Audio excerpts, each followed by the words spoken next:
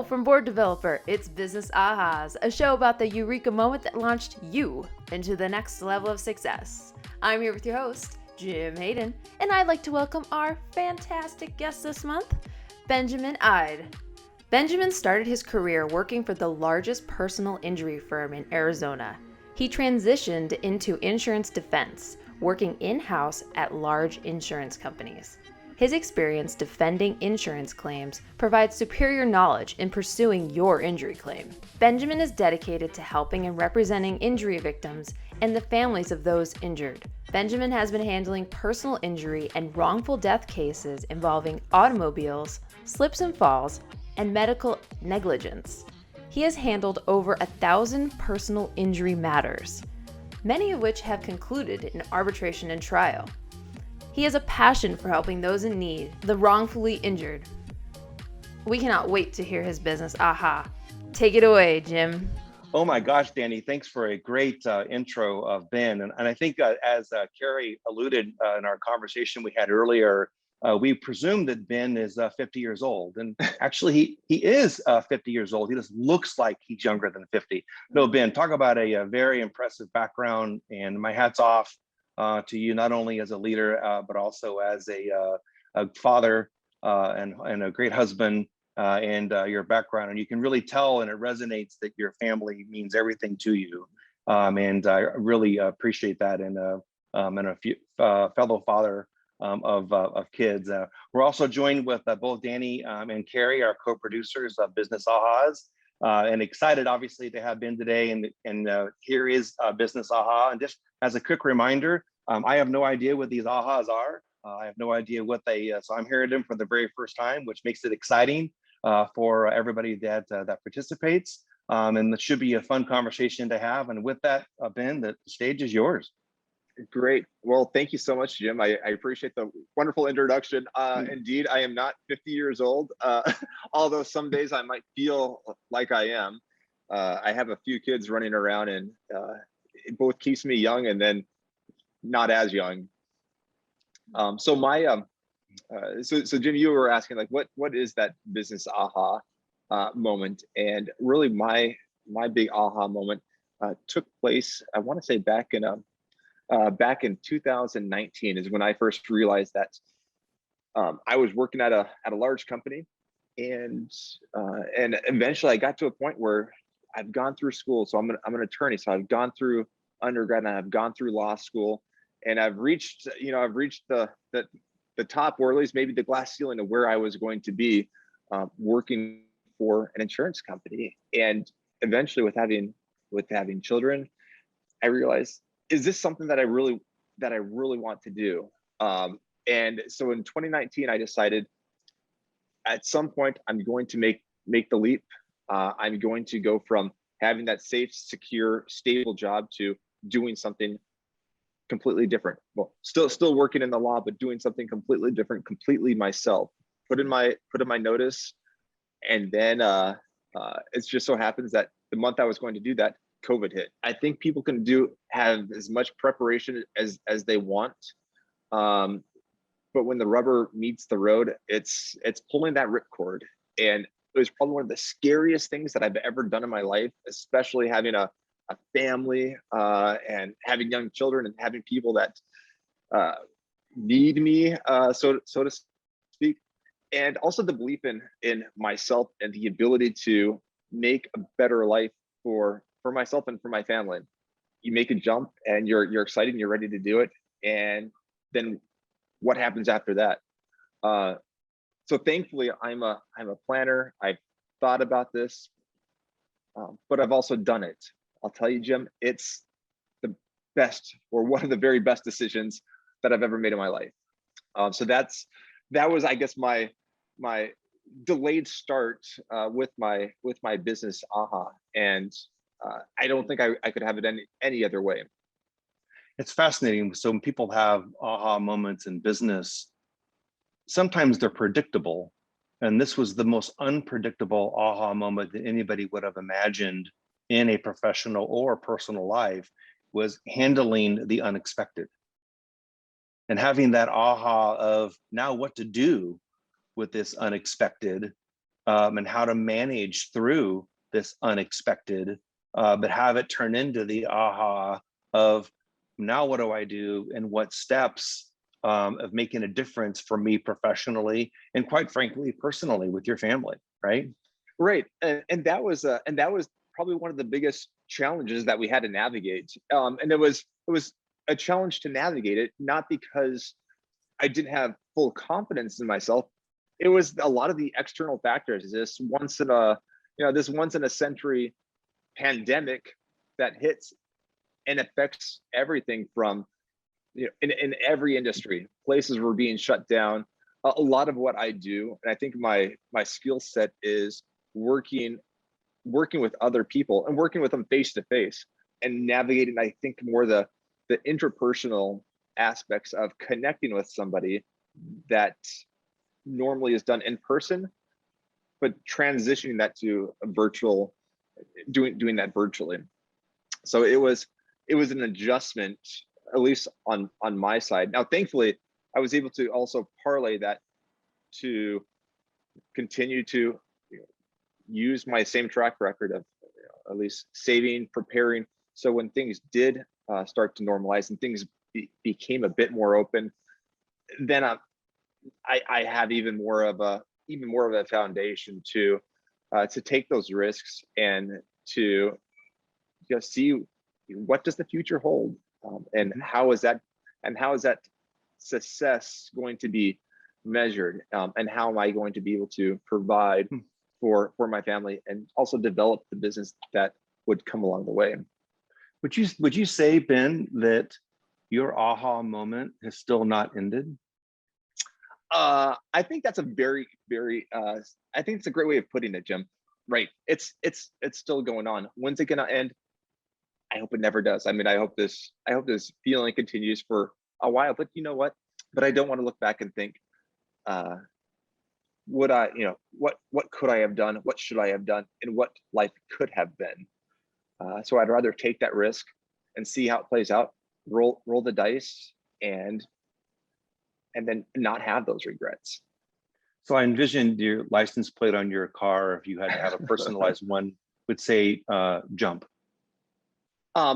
It would probably say jump, or it would probably be some snarky attorney phrase like, oh, I don't know. That's that's kind of like an icebreaker that you'd ask. All right, what would your license plate say? Jump is quite apropos though. Yeah, that would take be the leap, accurate. or take the leap. Yeah, that's fantastic. So I know, or at least I believe in myself. I believe in my abilities, and I have unbridled optimism that I can do things either different or in a better way that can make a more meaningful difference. And I think the way that I don't know that I build myself is when I talk to clients, like I want to be able to have those close relationships with them, not only to garner the trust, but I'd be able to understand what issues that they have and understand the problems and how to solve them. And when things are reduced to simply statistics and all right, measured in 6-minute increments, it's harder to do that. So I like being able to have that control of my schedule and to be able to accept the right clients and then also provide them the service that I would want if I were in their shoes. That if you were going to give advice, and I would imagine that the listeners that are listening to this now that are saying, you know what, I really want to do what Ben did. What advice do you have for them? Jim, great question. The advice that I'd have for them is you lay the foundation. At some point, you've got to step out and make the jump. You've got to take the risk. I think that attorneys, at least in my profession, we are risk adverse by nature. We look at what is the best case scenario, but also what is the worst case scenario. And even if that worst case scenario is a 1% chance of something happening, sometimes that can be very fearful. So I am a planner, right? At some point, and thankfully with the support of my family, it was to step out, because what I ask myself, and I would ask others, what's your worst case scenario? And I think if we can define what the worst case scenario is, or what the greatest fear is, and the likelihood of that happening and how to account for that, everything else, it makes that decision to do that much easier. Well, That's a great answer. It's at least it's the answer that has worked for me. I don't have a certain, I don't think there's a certain path that, you take steps 1, 2, 3, 4, and you get from point A to point B. I think there's multiple ways of getting there. It was, at least in my situation, I laid the biggest foundation that I could, and then it's, when I had to submit that last letter of, here you go, I'm officially out, and that resignation was accepted. And once that happens, it's okay. Now it's figuring out what the next step is. And like my cup says, do what you like. And there's another one that says, the cup is half full, and my cup's half full. Even if it's empty, it'll be filled up. It'll be filled. The journey from an employee to entrepreneur in the middle of a pandemic is really bold. I think that's something that's very unique about you. Can you tell me a little more about how has this experience changed you? What is that, those changes that you've noticed in yourself? Like, how have you grown from being an employee to being an entrepreneur in the middle of a pandemic? Like, that's a big deal. That's a great question. It's challenging insofar as, there's always the custom of being an employee of, you have somebody else tell you what to do, someone else to dictate, and to really hold you accountable for what you do. The layers of fear that I've had going from an employee to now the business owner have been slowly melting away, because my worst case scenario isn't as bad as I thought it was going to be. The challenges that I thought I don't know how to do something is melting away, not because I know how to do it, but because I can hire the right people, or outsource the right work to be able to allow me to do my best work. So your highest and best use you get to continue to do.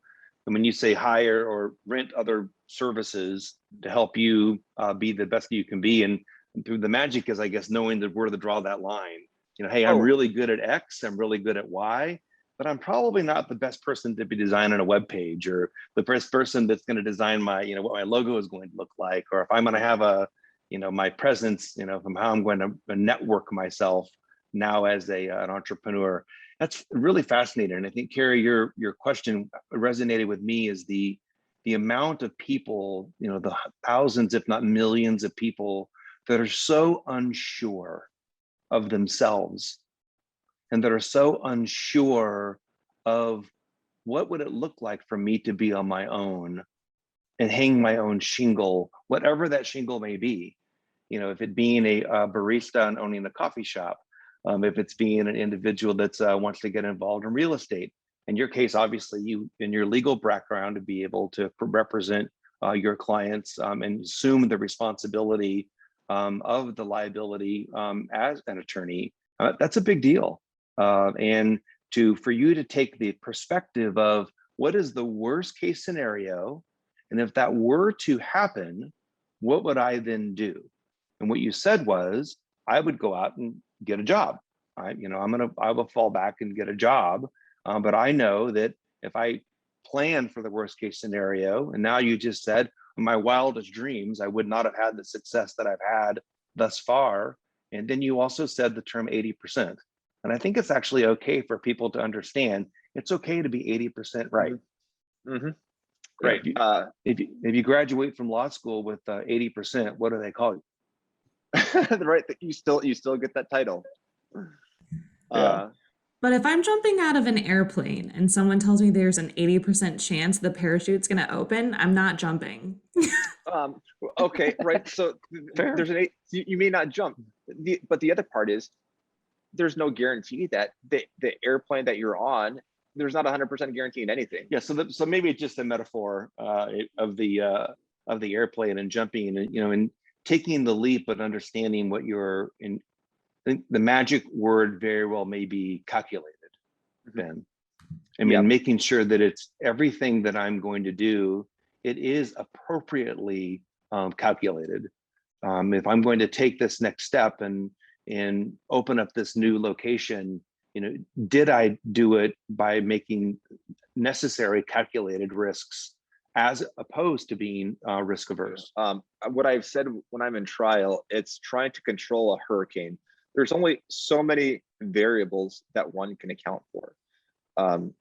And you account for as much as you can. There's always going to be something that is, comes out of left field.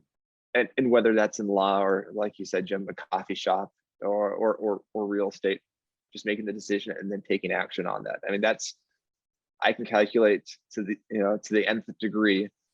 At the end of the day, if everything is lining up, are you ready to take action? Maybe there's not one thing, but what is that actual nudge? What is the actual nudge that says, okay, I'm going to do it? Right. That's it. So that, I think you're getting to the crux of, what is it that pushes someone from being that employee to being that business owner? For me, that was my family and being able to provide for my family. As we grew our family, there's also being able to, I think, take care of them and plan for their futures that at some point I wasn't able to do as an employee. So it's one of these, constantly coming up against that glass ceiling and to say, okay, if you want to get past that, what do you do? So I think what boils down to is I'm going to use the term the evolving aha. If anybody that's had to have gone through what you went through during the pandemic and making the decisions that you made and having them continue to evolve and continue to learn and what the new day is like and adjusting appropriately and however things are being thrown at you to be able to handle them very systematically. My hat's off. My hat's off to you. I mean, as a young man, to make this decision with your young family is a decision that most people never make in their careers. And you're right, it is. I mean, there's more pressure in having a young family, but at the same time, I also have a lot of energy. And if not now, then when? Well, Ben, we've talked a lot about how you're a very calculated risk taker, which I love. That's such an interesting combination, if you will. So, you talked about you had this plan and you're working the plan to go out on your own in 2020. And right before you go to do that, the pandemic hits. And also you had another kid. So tell me a little bit about that experience when you thought you were at the finish line, but the goalpost got moved. How did you keep your momentum, your energy, your vision? For me, what kept me grounded was thinking about the goalposts have moved. Where are the goalposts? And then let's run like mad, run like crazy, and get to those goalposts. Going and having that extra year to really think about and make sure that, kind of like taking that calculated risk, this is really what you want to do. Are you sure? Are you very sure? Are you ready to bet the farm on this? And having that extra year to think about it and make that decision. Yes, that's kind of how I had to get through it. Yeah, I was going to ask you, would you say that these goalposts being moved, the world moving them, you having no control made you want to take that leap even more?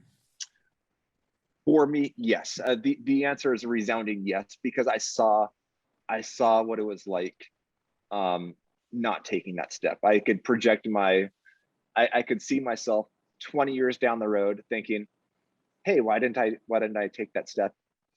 I tell you how much we appreciate you sharing your story. It's interesting every time we hear a new aha for the very first time. I want to call it the evolving aha, and how much your story is going to resonate.